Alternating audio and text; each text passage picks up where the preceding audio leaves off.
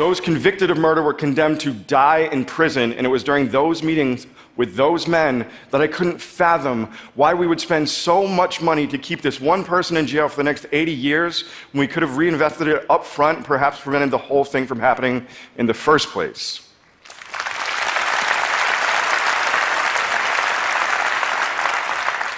My third year of law school, I defended people accused of small street crimes, mostly mentally ill, mostly homeless, mostly drug addicted, all in need of help. They would come to us, and we would send them away without that help. They were in need of our assistance, but we weren't giving them any. Prosecuted, adjudged, and defended by people who knew nothing about them. The staggering inefficiency is what drove me to criminal justice work. The unfairness of it all made me want to be a defender. The power dynamic that I came to understand made me become a prosecutor. I don't want to spend a lot of time talking about the problem. We know that the criminal justice system needs reform. We know that there are 2.3 million people in American jails and prisons, making us the most incarcerated nation on the planet.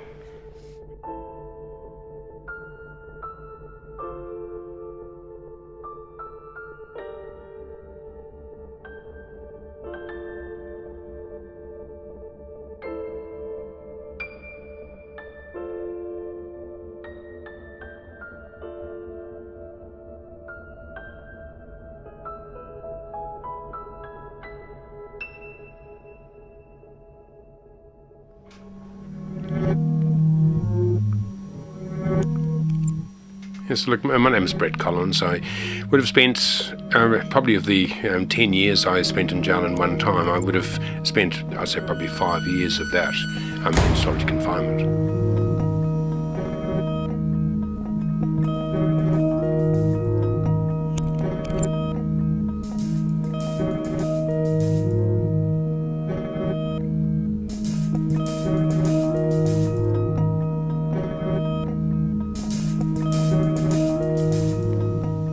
I would pace all the time. I'd pace for hours from one end, 1, 2, 3, and then always turn towards the same point. 1, 2, 3, turn, 1, 2, 3, turn, 1, 2, 3. And so that would be my day in the cell.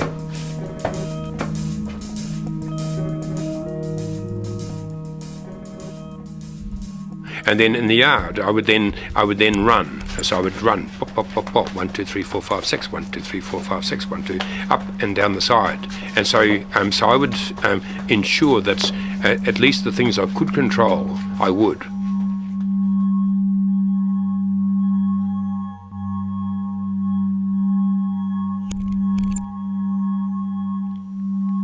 Some of the prison officers at times I fixated on doing damage to them, and I didn't. And it isn't my nature. I'm a gentle person, but I started to feel a sense of vengeance and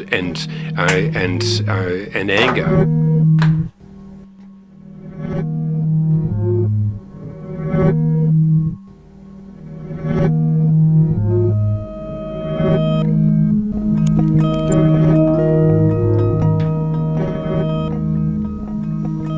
I became more and more sensitive to sounds around me, to the sounds of people walking in the corridors outside. It was, I was shaking within a few weeks, and that maintained that. I had to learn skills at de-stressing myself that I had never had to deal with before, and had to learn them on the run.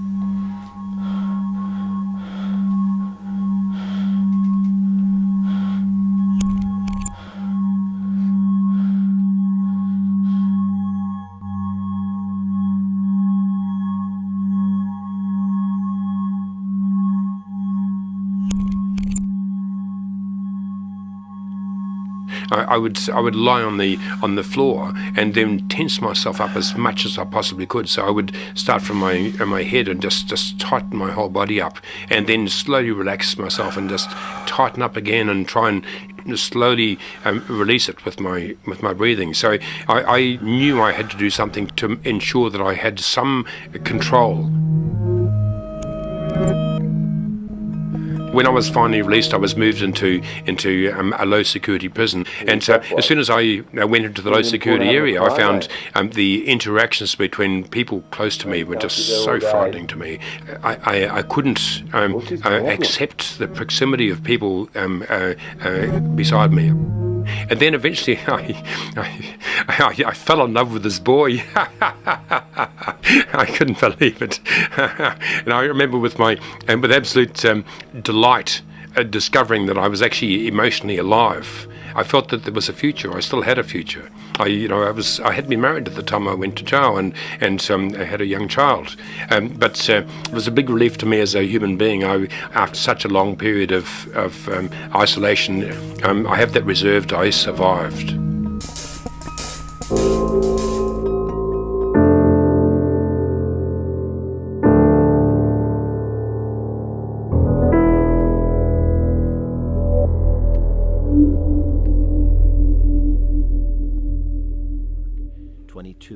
Hours locked alone in a windowless cell. Then, for about 90 minutes, he's moved into a concrete pen without windows. Beasley is one of more than 1,000 inmates who live in these conditions at Pelican Bay State Prison, California's highest security lockup.